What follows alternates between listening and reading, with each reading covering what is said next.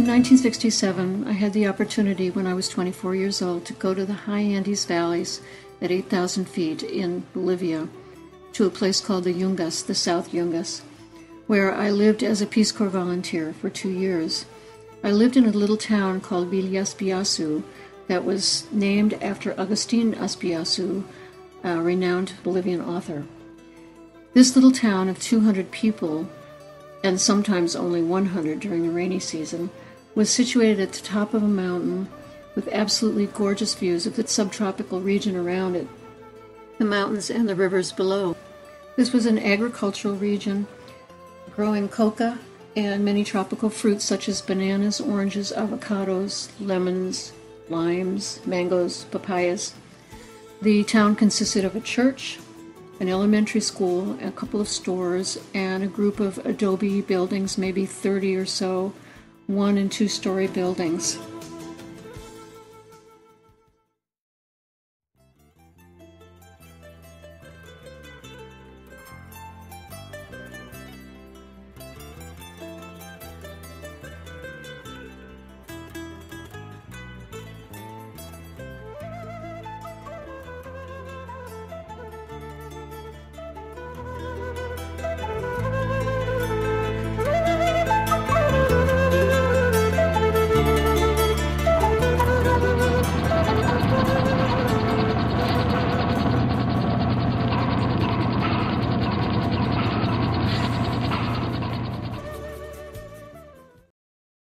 There was one spigot in the center of town where people would gather every morning to collect water, 1 can per family. People also collected water off the eaves when it rained. There was a tank above town, a big concrete tank that would be filled about once a week from a large holding tank where people could bathe and wash their clothing. And people also went down to the river to wash clothing, and we would lay our clothes out on the rocks for them to dry. There was one electrical generator in town that provided light from 7 to 9 p.m. every evening to each family residence, 1 light bulb per family. I lived with a Bolivian family. This was a real different experience than what most volunteers have. When I first arrived in the town, I was approached by a woman named Nilda Claure and her husband Jaime, who insisted that I live with them, telling me that a woman alone in a community was never trusted and always would be held in suspicion. So I took their advice, their generous offer, and I moved in to their 2-room adobe home with them. We all slept upstairs, and we did everything else that a family does downstairs, and we had a lean-to kitchen where Nilda roasted her coffee in the morning and made her meals. And I also took many of my meals with Jaime's parents across the street, across the path, really.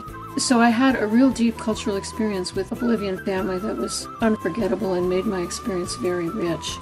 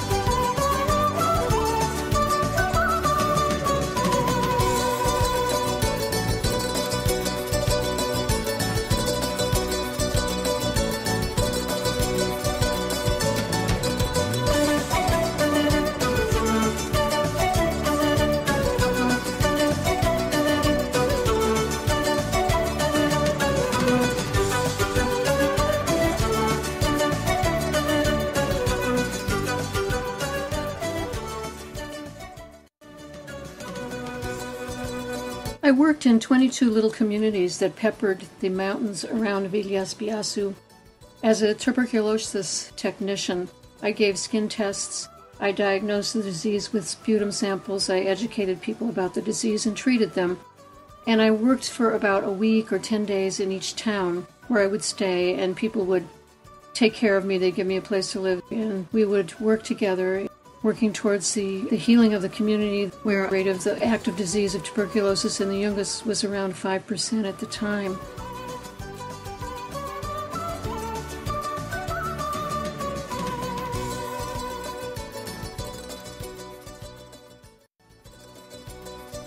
Every winter, which is what we would call our summer in North America, at the conclusion of that period of time, August and September, there would be a fiesta in the Aspiazu. The fiesta would last about 7 days, and people would save for many months to be able to rent their costume for the Diablada, a pretty well-known dance in Bolivia, with very ornate and beautiful costumes.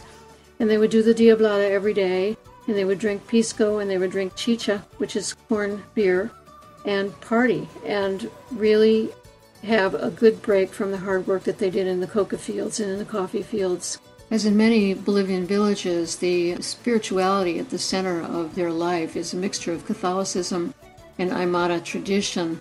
So it's a very interesting mix where they would carry the Virgin around at the beginning of the fiesta, and then they would do very indigenous dances and rituals that had nothing to do with the Catholic faith.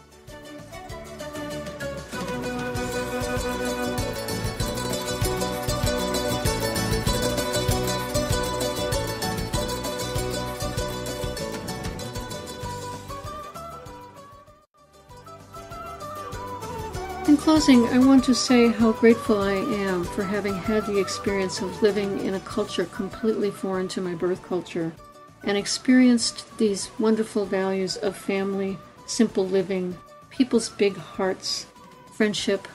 The value of these things, I'm so grateful for having had this experience and to have learned these things about a different part of the world at such a young age. And I left Bolivia in 1969 at age 26.